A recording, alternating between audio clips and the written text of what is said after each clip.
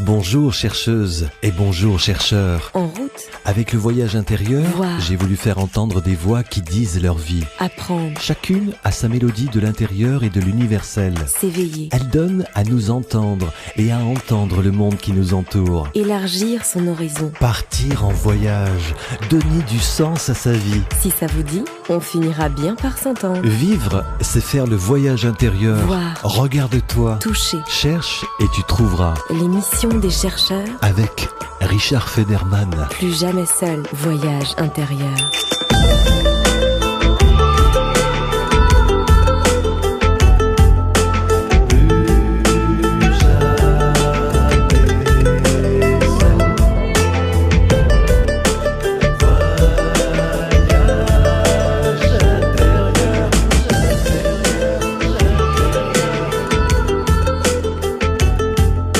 Plus jamais seul,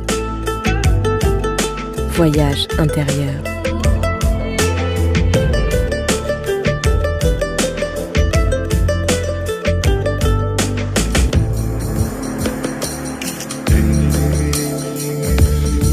Un voyage de 1000 lieues a commencé par un pas, et ce pas, vous le faites chaque semaine en écoutant la série d'émissions du voyage intérieur présentée par Message de vie.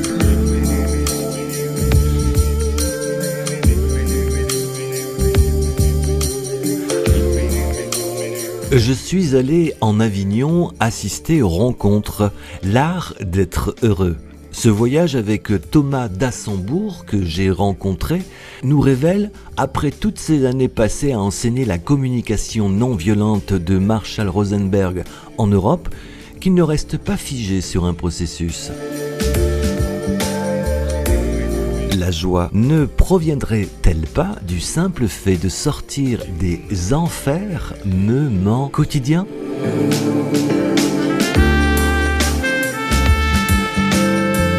Le psychothérapeute citoyen a quitté ses anciens habits d'avocat et de vieille famille bourgeoise pour mettre plus de justice à mieux vivre et d'être plus généreux à traverser nos conflits d'humains. Devenir un citoyen pacifié et pacifiant pour réconcilier l'intériorité citoyenne, n'est-ce pas une idée pour embellir notre vie et de toucher à ce bonheur ?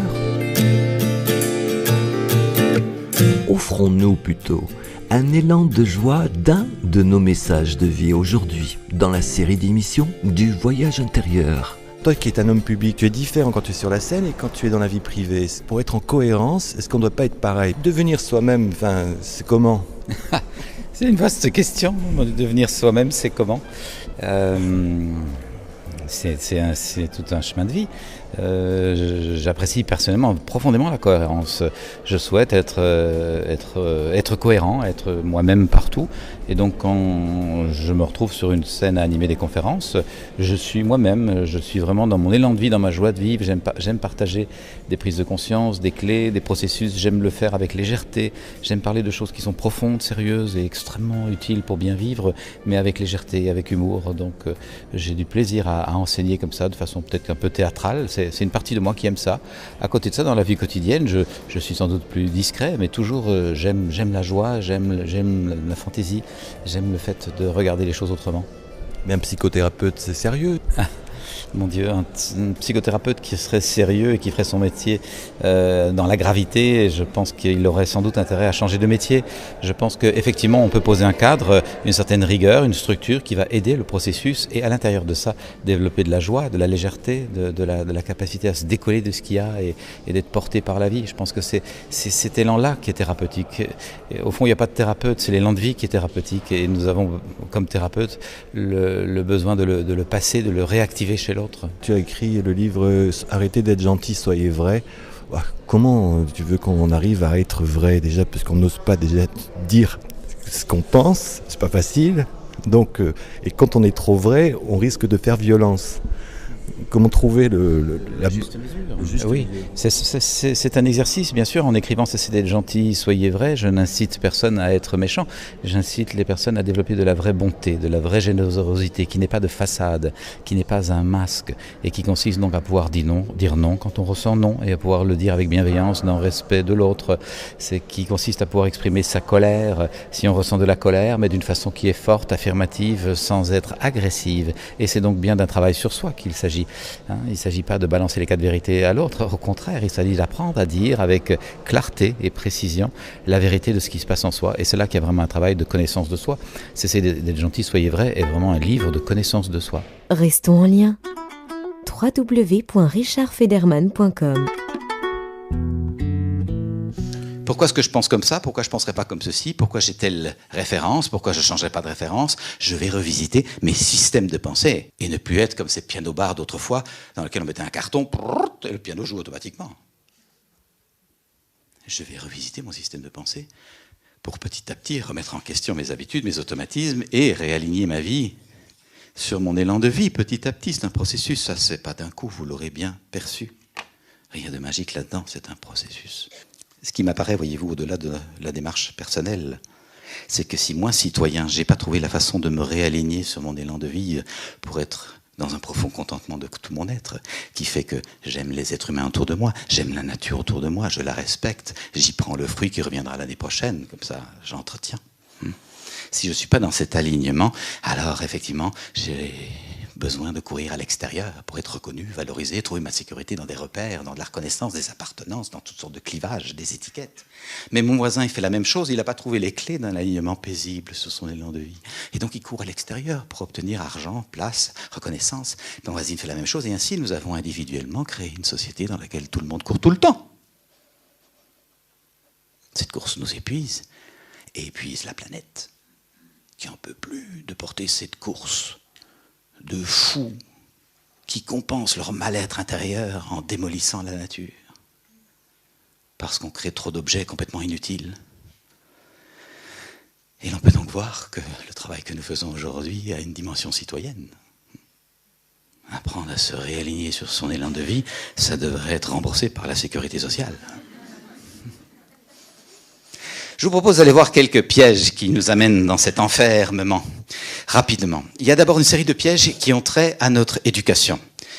Le fait que nous ayons été éduqués dans un certain climat, de nouveau je répète que les parents avaient sans doute la meilleure des intentions, ce n'est pas une critique des parents, mais une tentative de comprendre un piège. Vous savez qu'on ne peut pas sortir d'un piège tant qu'on ne sait pas qu'on est pris dedans.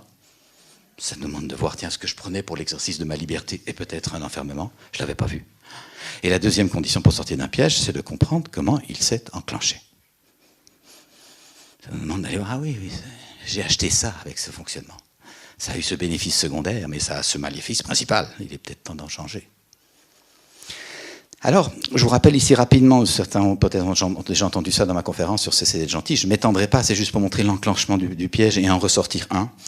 Nous aurons entendu des choses dans notre enfance, rappelez-vous, remettez-vous dans les baskets et sandalettes du petit garçon, de la petite fille, nous aurons entendu des choses comme « Tu serais gentil de ranger ta chambre, s'il te plaît. » Puis tu serais gentil de donner un coup de main à la cuisine, ou à l'atelier, ou à la ferme, ou au commerce, pour aider papa, s'il te plaît. Puis tu serais gentil de mettre ta belle chemise, ou ta belle robe pour aller chez maman dimanche, elle aime bien ça. Et puis enfin, tu serais gentil de nous ramener des beaux points de l'école. Hein, d'accord ? Ok. Ça, c'est ce que nous avons entendu avec nos oreilles, mais ce que nous avons capté avec notre petit disque dur intérieur est d'un tout autre ordre, et c'est ça qui peut nous télécommander notre vie durant, nous-mêmes n'étant qu'un Pinocchio qui obéit à des injonctions. Ce que nous avons donc capté, c'est non pas tu serais gentil de, mais je t'aime si tu ranges ta chambre. Je t'aime si tu accomplis les tâches que je te demande. Je t'aime si tu mets le vêtement que j'ai choisi pour toi, parce que c'est moi qui sais. Je t'aime si tu performes à l'école et me rassure, moi, ton parent angoissé qui ne veut évidemment pas voir ses angoisses et qui le reporte sur ta tête. De nouveau, je ne dis pas du tout que c'est ça que les parents disaient. Je dis que c'est juste intéressant de voir. Et ils nous donnaient sans doute le petit coup de pied derrière dont nous avons besoin pour avancer. Mais dans le cœur des enfants que nous étions, j'ai pu vérifier à des milliers d'exemplaires, franchement, depuis 20 ans, ça s'est souvent encodé comme ça. On m'aime si je suis à la hauteur, si je suis performant, si je délivre un résultat, si je me coule dans un moule. Et sinon, je risque qu'on ne m'aime pas. Et d'ailleurs, on me le fait bien sentir, je ne t'aime pas quand t'es comme ça, va dans ta chambre. Et cette peur nous tenaille. Je ne veux pas être dans ma chambre. Je ne veux pas être rejeté. Donc j'achète l'intégration par un comportement que je crois adéquat et qui souvent effectivement a été validé par la société. 5 pièges résultent de ça, je ne vais qu'en visiter un, mais je vous les cite, c'est le piège du faire plutôt que d'être. On a appris à faire, on va l'explorer tout de suite. Le deuxième, c'est la difficulté à avoir une bonne et juste estime de soi. Souvent, l'estime de soi sera fragile et très dépendante du regard de l'autre. Ensuite, c'est la difficulté à faire bon accueil de la différence. Si ma différence comme humain n'a pas été accueillie et célébrée, comment puis-je célébrer la différence de l'autre? Je ne l'aime pas parce que je n'ai pas appris à aimer la mienne. Ensuite, c'est la difficulté à dire non, et à dire non à temps, dans la bonne mesure, et avec respect pour l'autre. Souvent, nous disons toutes sortes de oui gentils, et à un moment, là. Et enfin, la difficulté à faire bon usage de nos émotions. Message de vie. Un site www.richardfederman.com. J'avais envie de faire différent. J'ai pris un livre sur les idées, une idée positive par jour. Quand je lis, par exemple, le plus grand secret du bonheur, c'est d'être bien avec moi. Ça doit chanter dans ton cœur, ça. Bien sûr, c'est de sagesse éternelle et ça a malheureusement été oublié. Socrate le rappelait pourtant il n'y a pas si longtemps dans notre histoire, connais-toi toi-même et tu connaîtras l'univers et les dieux. Cela veut donc bien dire que la connaissance de soi nous ouvre pas seulement à la pacification intérieure, mais à la compréhension du fonctionnement de l'univers, de comment ça tourne, comment vit la nature. Et il suffit d'écouter sa propre respiration pour prendre conscience que dans la respiration, il y a un échange subtil entre l'oxygène et le gaz carbonique et que la vie en nous-mêmes, à l'intime de nous, dans nos poumons, à l'instant où je te parle, nous indique que la vie est échange et que sans échange, il n'y a pas de vie. Donc en apprenant à se connaître, à entrer en soi, on s'ouvre complètement au monde. Et non seulement à la compréhension de la nature, du fonctionnement de l'univers autour, mais comme l'évoque Socrate, tu connaîtras l'univers et les dieux, nous percevons la dimension spirituelle, le fait que nous sommes un être infini qui a du mal à s'accommoder de la finitude. Nous sommes un être infini coincé dans un corps fini et nous sentons l'aspiration vers l'infini. Et cette expression, je pense qu'elle parle à tout le monde, qu'on se dise croyant ou pas croyant, laïque ou pas. Je pense que chacun de nous ressent une aspiration infinie à la beauté, à la vérité, à l'authenticité, à la générosité, à l'équité, à l'harmonie. Nous sentons cette aspiration. Donc je crois que chacun de nous sent bien qu'il y a un souffle dans sa vie. Et le fait de prendre le temps de se connaître, de s'aligner sur ce qu'on est, permet de creuser en soi un espace où le souffle peut passer et nous porter. Message de vie. Thomas d'Assembourg. Pourquoi le mot spirituel on a l'impression qu'en nous, en France, c'est l'image du diable? Ce qui m'apparaît en côtoyant toutes sortes de milieux, c'est que la spiritualité a été associée strictement à la pratique religieuse dans notre culture. Et que donc, d'une part, beaucoup de personnes n'ont pas trouvé les réponses qu'ils cherchaient dans la pratique religieuse et donc ont abandonné avec la pratique religieuse toute vie spirituelle. C'est un premier rejet. Et du fait de cette association religion et spiritualité, dès que l'on envisage une spiritualité qui ne serait pas religieuse, c'est suspect, puisque ça ne rentre pas dans les cadres, dans les cases, dans les systèmes de pensée habituels. Or, évidemment que la spiritualité n'a pas attendu les religions pour exister. La spiritualité existe bien avant que l'on ait constitué et organisé des religions. Et pour moi, c'est bien ce qui nous rassemble. Alors, qu'est-ce qu'on entend par spiritualité? Il semble que la racine spire veuille dire souffle. Et beaucoup de traditions nous parlent d'écouter le souffle, de s'ancrer dans le souffle.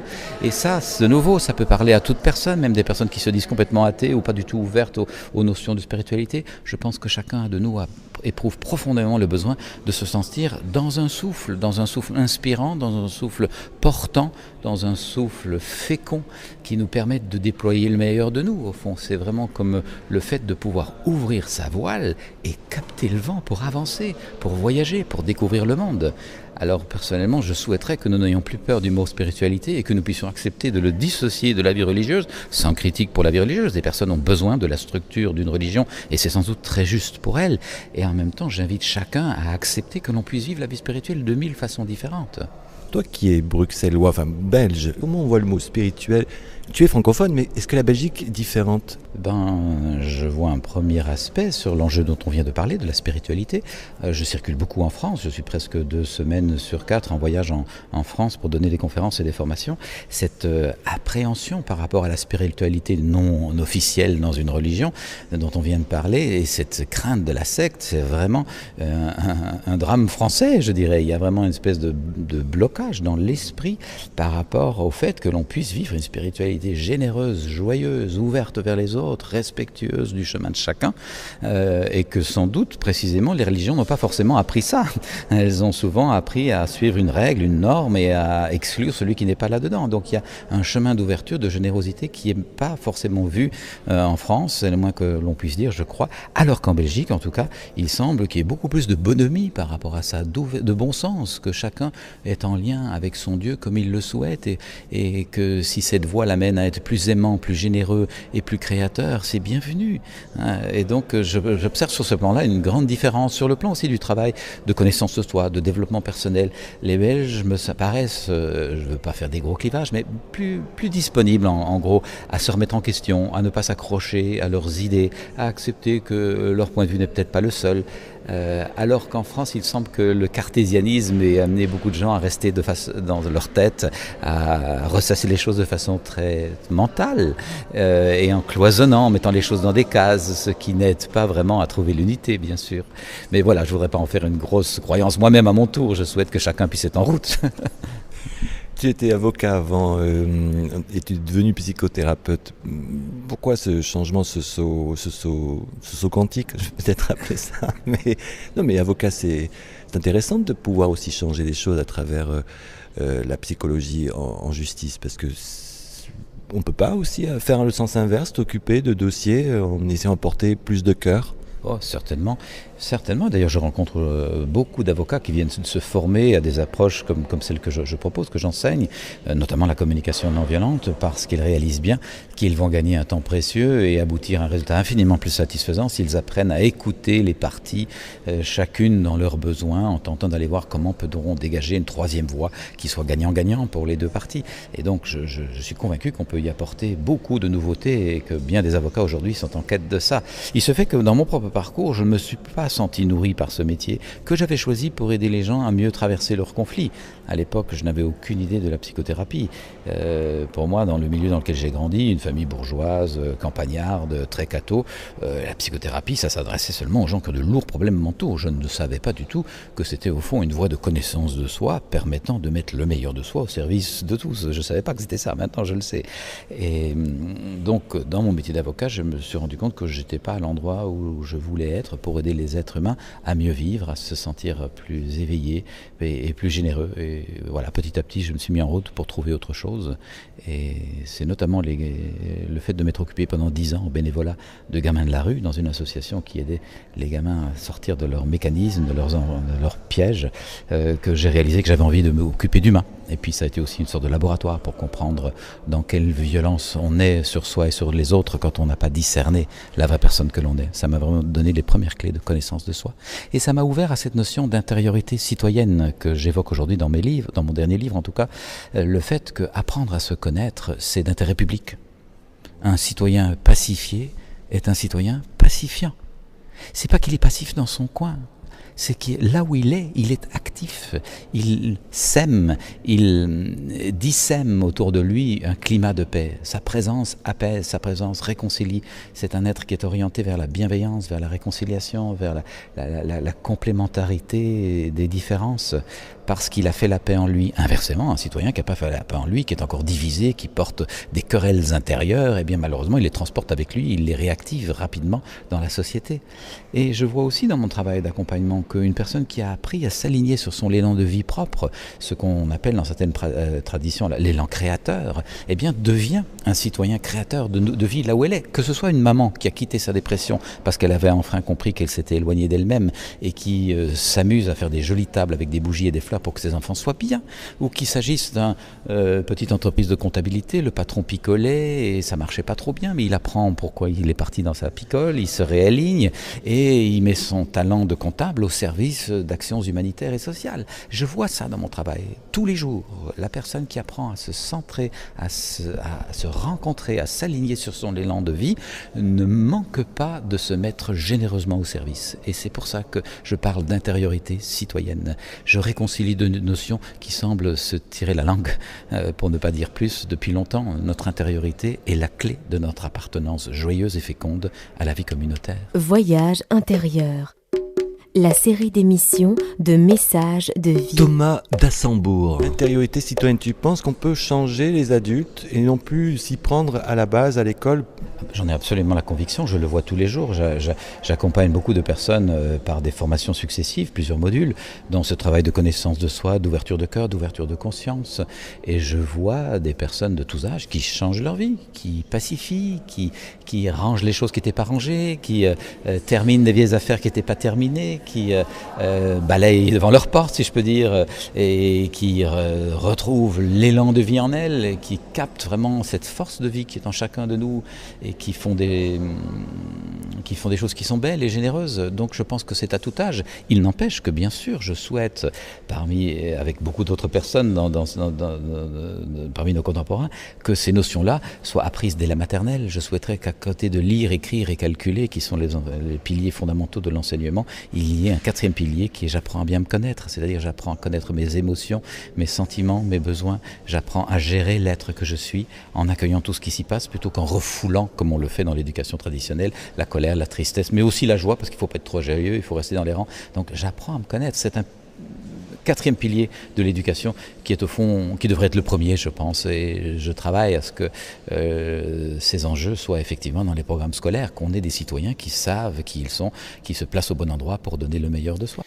Alors, premier piège que je visite, c'est le piège du faire, simplement. Dans cette impression que je suis aimé si je fais bien, si je fais beaucoup, si je fais tout ce qu'on me demande, eh bien j'en fais. Mais le risque, voyez-vous, c'est que si j'ajoute de plus en plus de choses à faire dans ma vie, inévitablement, il y a de moins en moins de vie dans les choses à faire. Tout est compacté. Il n'y a plus de temps pour s'asseoir, pour discerner, pour se laisser inspirer par une vie intérieure nourrissante. Il n'y a plus de temps pour écouter l'autre, le laisser s'asseoir, prendre du temps de silence ensemble avant de parler et après avoir parlé, pour goûter la seule jubilation de la présence. Ça n'existe plus.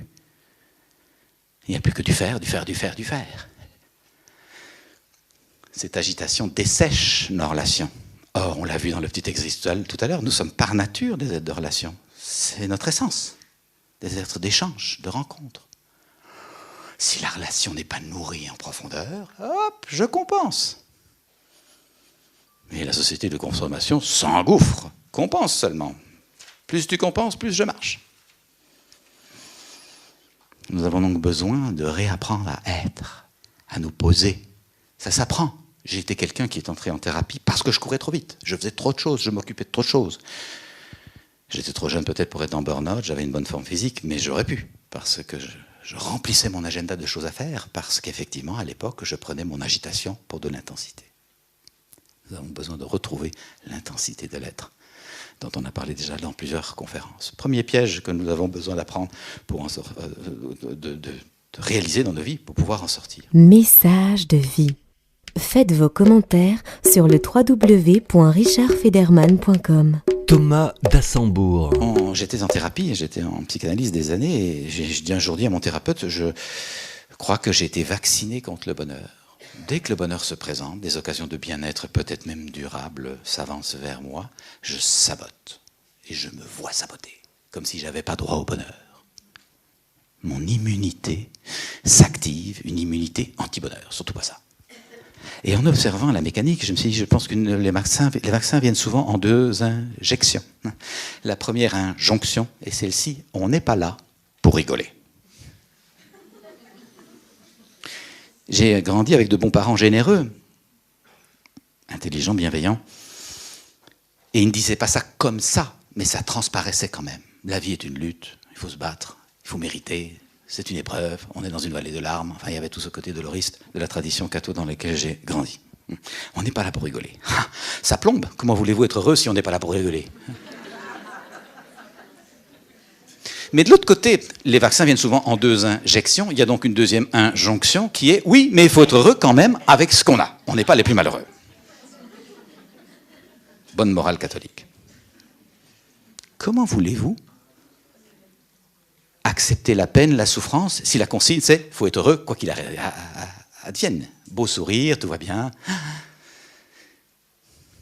Il y a une ambiguïté fondamentale. Il y a des conflits de loyauté intérieure. Comment respecter une partie sans être manquer de respect à l'autre partie? Je vous propose de voir que ça peut vraiment générer une tension schizophrénante à l'intime de nous-mêmes. Parce qu'au fond, nous sommes devant ce qu'on appelle une double injonction contradictoire. Ça nous divise. Il semble que différentes recherches fassent un lien entre la schizophrénie et la double injonction contradictoire, cette difficulté à être fidèle à 2 parties de soi. Si nous ne sommes heureusement pas tous schizophréniques, je pense que notre accès au bonheur est un peu schizophrénique. Nous le cherchons de tout notre être, goûter ce profond contentement de tout notre être, cette paix intérieure. Nous verrons tout à l'heure que font entre bonheur et paix intérieure, c'est pas vraiment la même chose. Mais nous tendons vers ça. Et cependant, quand ça se présente, nous sommes les premiers souvent à saboter. Et j'ai été, moi, un maître en autosabotage. Et il m'a fallu du temps pour le voir et cesser d'attribuer la cause aux autres. C'est moi qui m'interdisais l'accès au bonheur. Je nous propose donc de nous observer, deuxième apprentissage, dans nos vies quotidiennes. Est-ce que c'est pas moi qui m'empêche l'accès au bonheur? Est-ce que j'ai démantelé ces 2 injonctions en allant visiter les valeurs qu'il y a derrière? Si j'utilise le langage de la communication non violente pour retraduire ce pauvre jargon-là, je pense que la deuxième injection, oui, mais il faut être heureux quand même, ça veut dire, tu sais, le sens de la vie, c'est d'être dans un joyeux déploiement de soi-même. C'est ça qui fait sens. Nous cherchons tous à être dans un joyeux déploiement de nous-mêmes parce que c'est comme ça que nous sommes les plus généreux et les plus créateurs. Et le monde a besoin de générosité et de créativité. Et pas d'angélisme. On n'est pas tout le temps. Ça passe par des épreuves, des difficultés, des tensions. Et peut-être qu'on va faire ça en zigzag. Donc, c'est pas qu'on n'est pas là pour rigoler, mais attention, parfois, effectivement, on s'en éloigne. Parfois, on a mal. Parfois, il y a des passages à gué. Et c'est plus difficile. Il y a des rochers, ça glisse. Hein? Qu'est-ce que j'aurais aimé entendre ça comme ça? Le sens de la vie, c'est d'être dans un joyeux déploiement de soi. On va s'y employer de tout notre être. Et en même temps, attention, parfois il y a des embûches, effectivement, ça va demander de pouvoir travailler un peu de force intérieure. J'aurais aimé entendre ça comme ça.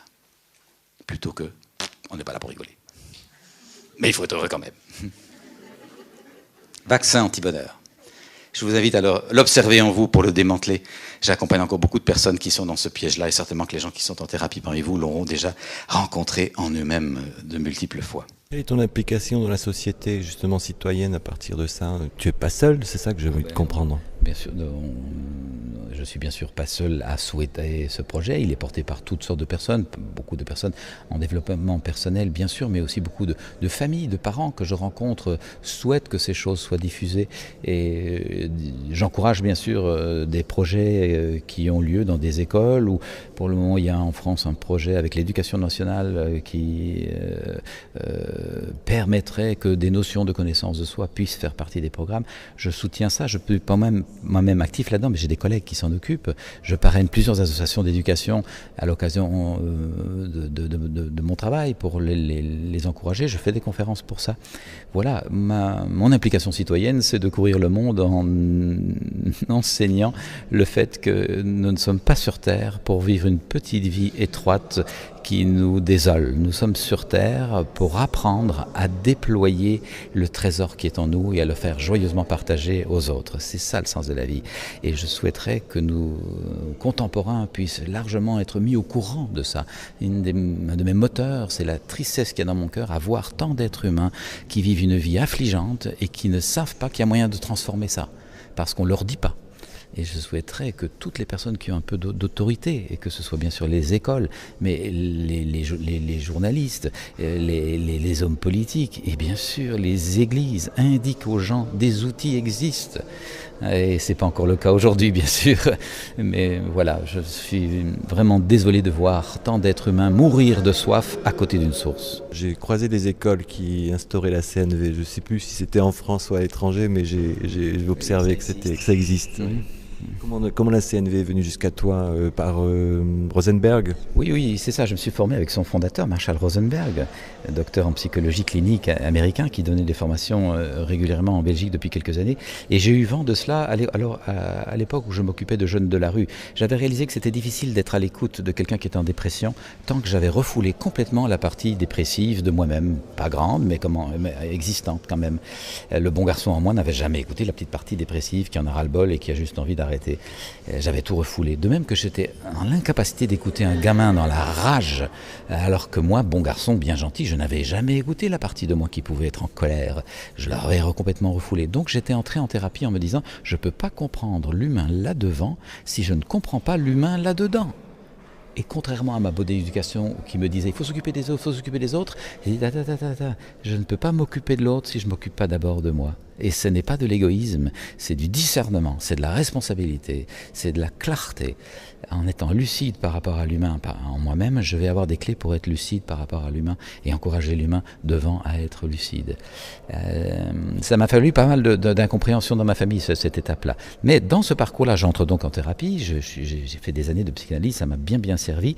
Et dans ce cheminement, j'ai réalisé que je voulais moi-même devenir thérapeute et j'étais donc ouvert à me former à d'autres approches. Et comme on s'occupait de gamins de la rue pris dans beaucoup de violence, un jour, mon collègue qui avait créé l'association pour les jeunes de la rue m'appelle en disant « Je lis un article d'un certain Rosenberg, il nous parle de communication non violente, écoute un peu comme c'est intéressant ce qu'il dit en 3 phrases. » Et il me lit les 3 phrases au téléphone et je dis « C'est fabuleux, on cherche ça depuis toujours, on va suivre sa session. » Et mon ami me dit « Je t'ai déjà inscrit parce que je voulais être sûr qu'on ait des places. » Et alors on a suivi une première session avec Marshall Rosenberg et on a été absolument fascinés de la clarté, de la rigueur, de la précision et de la justesse de ce processus de compréhension de soi et de compréhension de l'autre. Je crois que Marshall Rosenberg, il a travaillé pour la police israélienne et palestinienne justement par rapport aux conflits et les émotions, comment atténuer les bagarres dans les territoires occupés. D'ailleurs aux États-Unis et puis effectivement dans des enjeux en Israël et en Palestine. Et son travail consiste à permettre aux personnes de comprendre leurs vrais besoins derrière leurs attentes et leurs demandes. Au fond, de part et d'autre de peuples qui se bagarrent, il y a le même besoin de paix, d'être reconnu, d'avoir son espace, de pouvoir cultiver ses champs, élever ses enfants, avoir des hôpitaux. Il y a le même besoin au fond. Et c'est les stratégies qui nous font diverger. Et la beauté de la communication non violente est de nous permettre de lâcher un peu nos stratégies pour comprendre d'abord nos besoins, créer d'abord du lien, de l'entente sur le plan des besoins humains. Et c'est ça qui est puissant, c'est que souvent ça permet de se réconcilier. Thomas d'Assembourg. Soutenez nos émissions radio sur le www.richardfederman.com.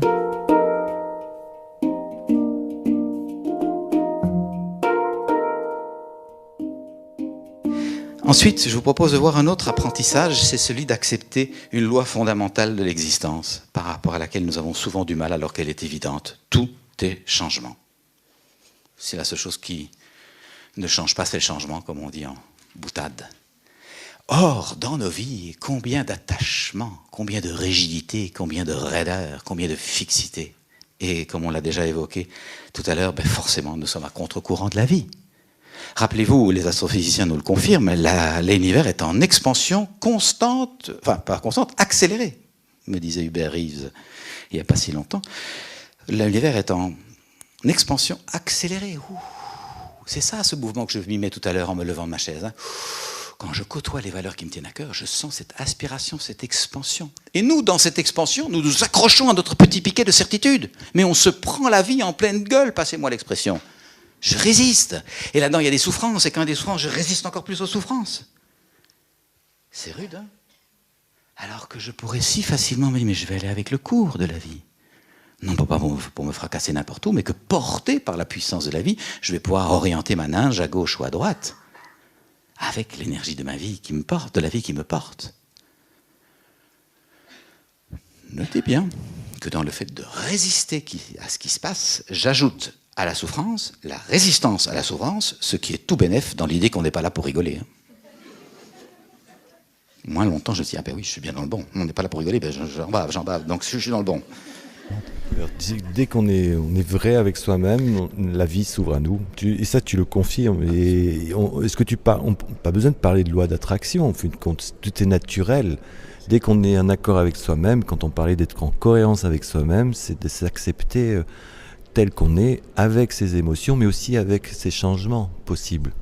Certainement, c'est quelque chose que j'ai vécu, que je continue de vivre et que je vois vivre dans la vie des personnes qui me font la confiance de suivre quelques formations avec moi et d'aligner leur vie sur leur élan de vie. Je vois que lorsque nous commençons à aimer profondément l'être que nous sommes, dans tout son potentiel, sans cloisonnement et sans jugement bien sûr, lorsque nous entrons dans cette estime profonde, cet amour bienveillant de soi, cette présence à soi, eh bien la vie nous apporte ce dont nous avons besoin. Et il semble bien que ce message d'amour inconditionnel se retrouve dans beaucoup de traditions. Et donc c'est étonnant qu'on sait ça depuis des millénaires et cependant nos civilisations s'en sont complètement coupées. On se quitte soi-même, on va dans des programmes, des automatismes, des affiliations à des choses qui ne nous correspondent pas par habitude. C'est un vieux logiciel. Donc j'encourage nos contemporains à apprendre à s'écouter, à revenir à soi parce que de nouveau c'est comme ça que nous allons pouvoir partager le trésor qui est en nous avec les autres. Et justement, on peut être intelligent toute sa vie et stupide un instant. Tu nous sors ça de ton petit ouvrage. Pourquoi pas? Oui, bien sûr qu'il n'y a pas d'obligation de résultat à être intelligent toute sa vie. Je pense qu'à faire des choses qui sont peut-être stupides, ça peut arriver, ça fait partie du parcours. Moi, je souhaite vraiment que nous puissions accueillir toute notre humanitude, si je puis dire, avec ces éclats magnifiques, mais aussi ces parts d'ombre et parfois de sottise ou de stupidité. Ça fait partie du processus. Mais ce qui me vient en t'écoutant à l'instant, c'est que dans mon propre parcours, j'enseigne donc ces approches depuis une vingtaine d'années. Je n'aurais pas cru que je sois amené à partager ces notions-là de connaissance de soi, d'empathie pour soi, de pacification intérieure, d'empathie pour l'autre, de bienveillance inconditionnelle. Je n'aurais pas cru que ces notions-là puissent un jour être demandées dans le cadre de l'entreprise, au niveau du management, dans des processus de décision importants. Et je vois qu'en 20 ans, il y a une évolution considérable qui s'est faite. Ces enjeux-là ont quitté le domaine du développement dit personnel et le domaine de la thérapie où ils ont démarré et entrent maintenant dans des cellules où il s'agit de décider ensemble, de cohabiter ensemble, de mieux vivre. Et récemment, j'ai donné une formation pour des pilotes d'Air France. Je n'aurais pas cru que dans les cockpits d'avion, effectivement, les notions de connaissance de soi, d'assertivité, de présence puissent être si importantes que l'on ait recours à des approches comme celle que j'enseigne. Alors je vois qu'il y a un élargissement de la conscience aujourd'hui et je souhaiterais que nos contemporains puissent en bénéficier, embarquer là-dedans. C'est de santé publique, me semble-t-il. Je crois que les personnes qui font un travail de développement psychospirituel, on l'appelle comme on veut, un travail de développement psychospirituel profond, font au fond du développement social durable. Mais quand tu parles d'intervenir dans les entreprises ne le voient pas comme un bien forcément public, ils voient plutôt ça comme une performance à l'entreprise pour faire plus d'argent. Peut-être que l'intention est celle que tu dis, vraisemblablement. Il n'empêche qu'une personne qui a goûté une autre façon d'être avec elle-même va changer son attitude avec elle, va changer son attitude avec l'autre. Et c'est ce déclic que je suis heureux de pouvoir favoriser. Parce que j'entends les retours, plusieurs mois après, de climats qui se sont transformés parce que les personnes se prennent en main, se responsabilisent, arrêtent de juger, de se plaindre, mais expriment des besoins, des demandes, se mettent en route pour créer quelque chose, participer à la solution plutôt que d'entretenir le problème. Et bon, même si au départ l'intention était l'argent, pourquoi pas? Je veux dire, si c'est de l'argent qui se révélera un jour partagé, c'est pas encore le cas. Maintenant, l'argent va encore souvent à des actionnaires et n'est guère partagé, mais je pense que de plus en plus la conscience monte et l'idée n'est pas de discréditer l'argent, l'idée que l'argent il peut être extrêmement utile s'il est justement partagé. Message de vie. Faites vos commentaires sur le www.richardfederman.com. Thomas d'Assembourg. Il y a encore quelques pièges, mais le temps avance, je vais les nommer, mais je n'y entrerai pas. Vous l'aurez bien perçu en travaillant sur vous et en lisant.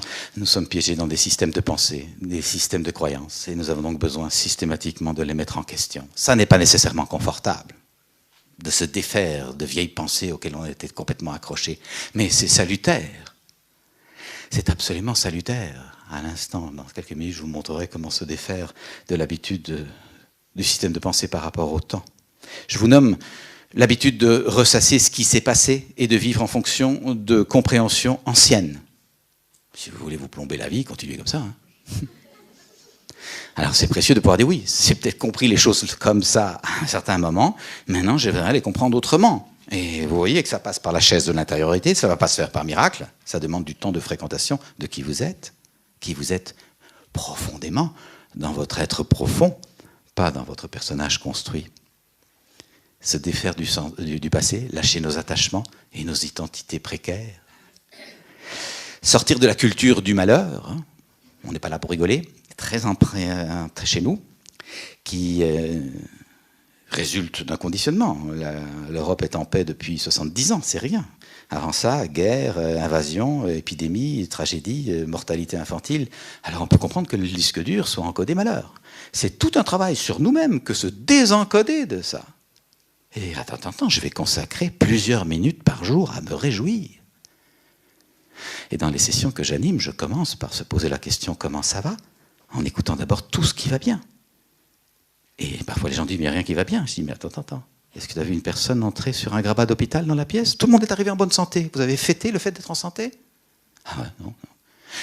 Personne n'est arrivé en courant entouré de 2 policiers contraignant la personne à être dans la pièce. Tout le monde est arrivé librement. On a fêté la liberté ? Ah non. Vous avez traversé des contrées en paix. Moi, je viens de Belgique, je n'ai pas eu le moindre attentat, pas de champ de mine. On est en paix depuis 70 ans. Vous avez fêté la paix ? Ah non. 3 choses. Et ce matin, tu as dormi au sec, et cet après-midi, ce soir, tu dormiras au sec. Oui, tu as mangé ce matin, tu remangeras ce soir. Ah bah oui. Hey. Ça nous permet de constater que même s'il y a de grosses difficultés dans nos vies, parfois même des traumatismes, nous sommes quand même déjà, il ne faut pas rigoler, parmi les happy few de la planète. Et nous aurions pu être distraits et nous enrouler sur ce qui ne va pas, sur ce qui ne va plus, en oubliant tout ce qu'il y a. Conditionnement. Système de référence encodé malheur, plutôt que bonheur.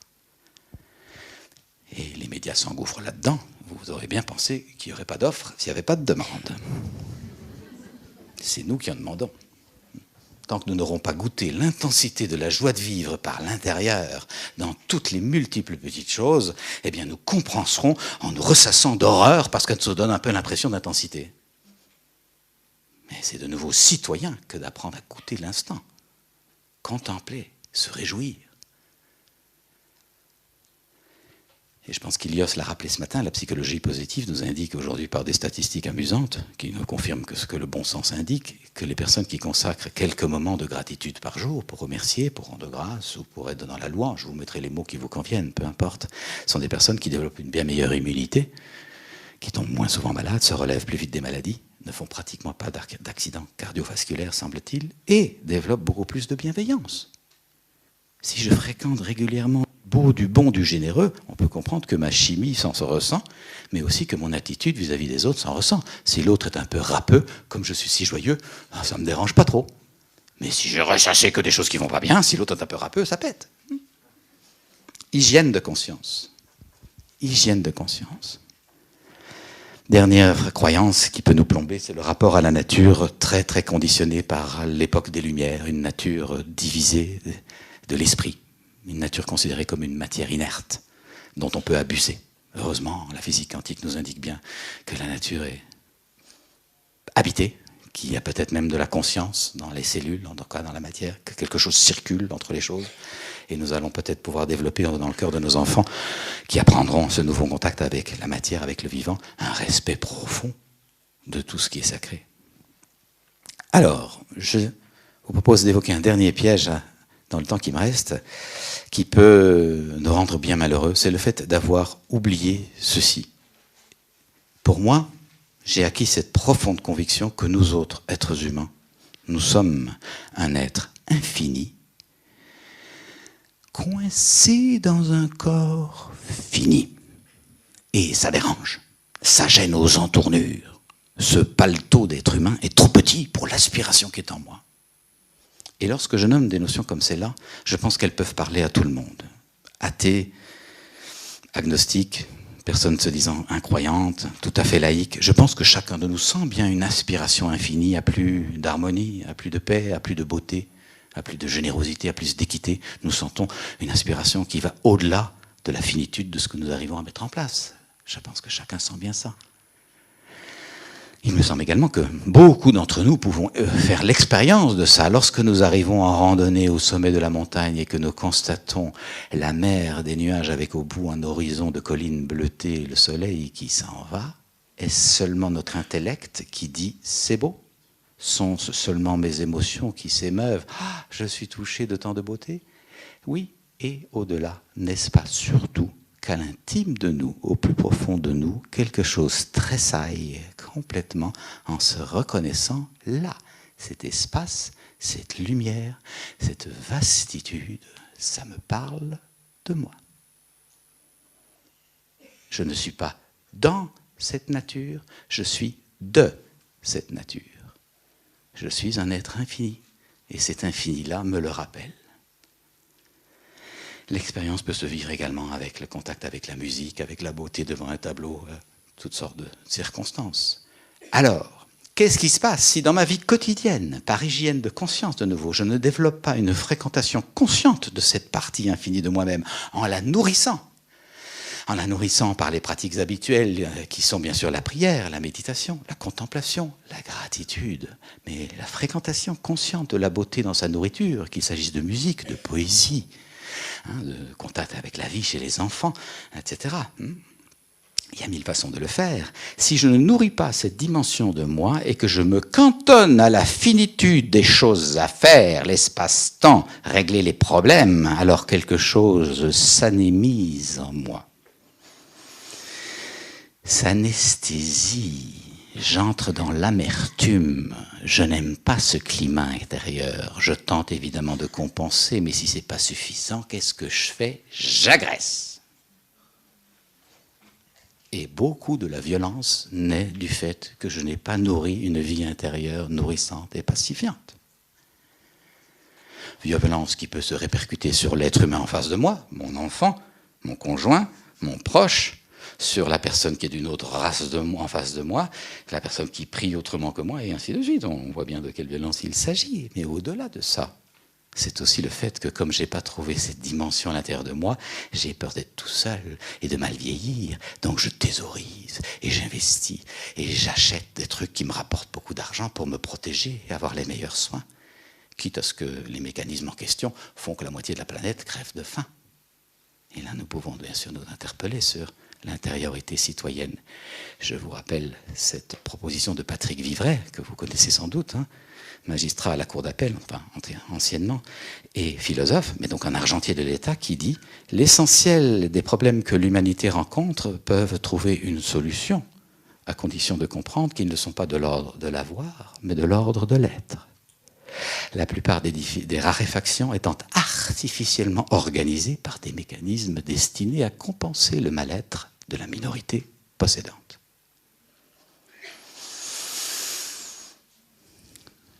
Est-ce qu'il n'est pas temps que des clés d'apprentissage du bonheur, et vous l'avez perçu au-delà du bonheur, de la paix intérieure, transportable à travers les difficultés, est-ce qu'il n'est pas temps que des clés d'apprentissage soient fournies dès l'école gardienne ?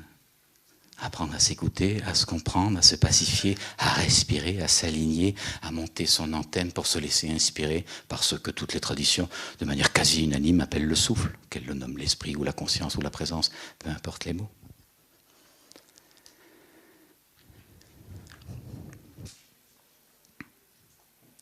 Petite illustration de cette notion d'infini.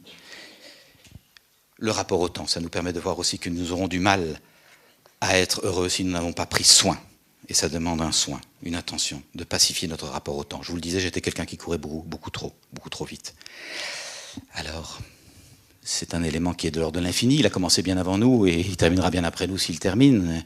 Mais en même temps, c'est paradoxal, il instaure dans notre vie de la finitude. Nous aimerions être au-delà du temps. Et cependant, nous avons accepté cette cadence. Les journées ont 24 heures. Alors, ai-je pacifié mon rapport au temps ? Est-ce que je suis dans un rapport qui correspond à ceci ? Viens là le temps. Viens à notre conférence, je te présente à mes amis. Tu es mon allié, tu es mon frère. Sans toi, je ne peux rien faire. Tu es celui qui me permet de réaliser mes projets, tu sais. J'avais rêvé d'amour et d'enfants.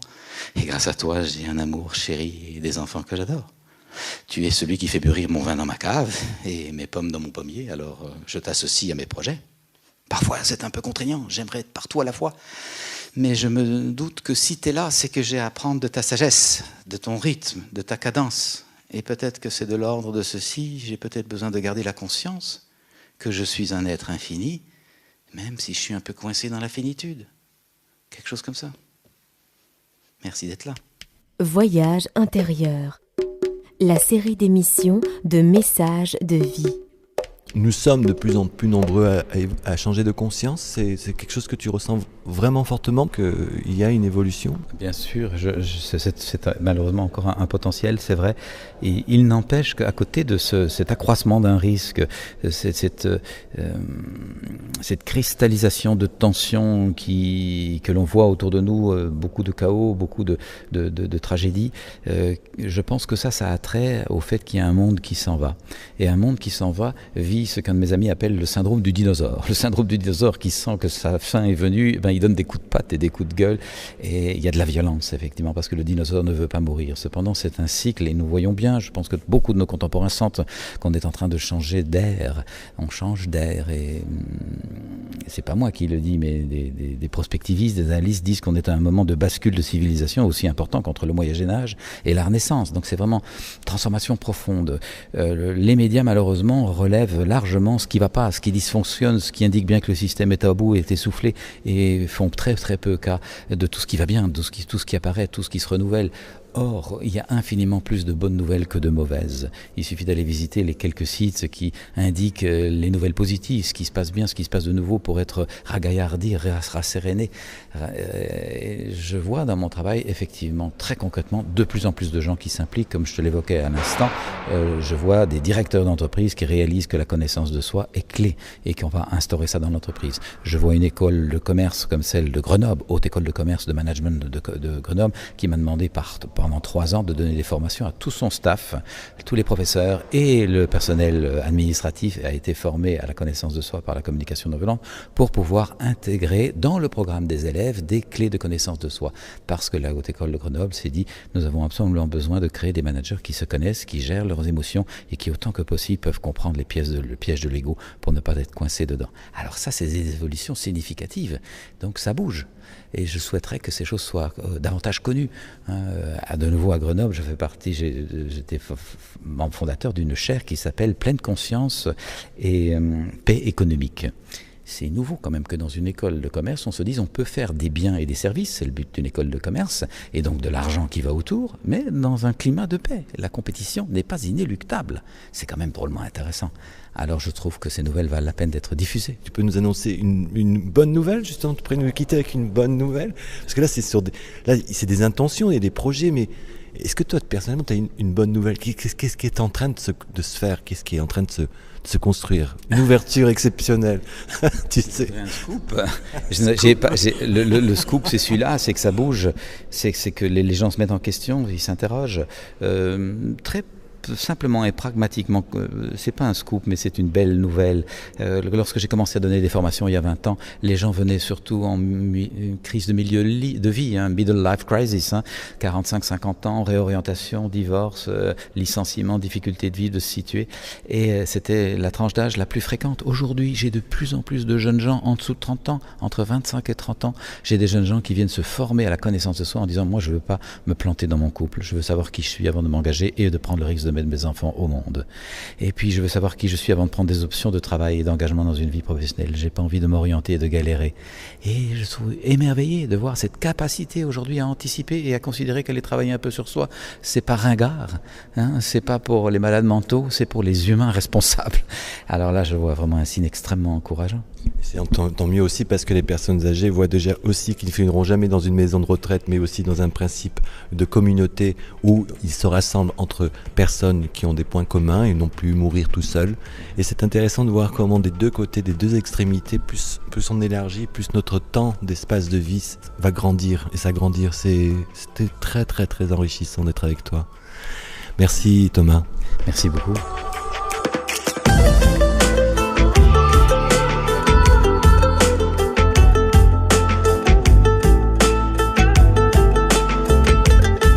Être utile, c'était aujourd'hui Thomas d'Assembourg, notre invité dans Message de vie. Je remercie Marie-Paul Roux pour les extraits de la conférence de Thomas d'Assembourg lors du congrès L'Art d'être heureux en Avignon, qui a lieu chaque année. Et si vous souhaitez vous immerger encore plus dans les profondeurs du changement des livres, Cessez d'être gentil, soyez vrai de Thomas d'Assembourg aux éditions de l'Homme. Communiquez avec authenticité et restez vrai de Sylviane Cagnot aux éditions Erol et la dynamique amoureuse de Rose-Marie Charret aux éditions Albin Michel. Le site de Thomas, www.thomasdassembourg.com. Si vous souhaitez réécouter cette émission et bien d'autres encore, www.richardfederman.com. Pour ma part, je vous donne rendez-vous la semaine prochaine sur les radios de proximité en France. En attendant, une phrase de Jean Prieur: qui connaît sa joie la décuple. Bye.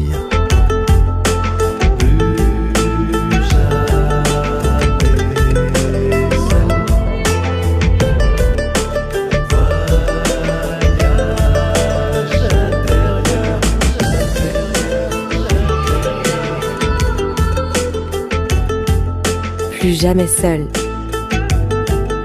Voyage intérieur.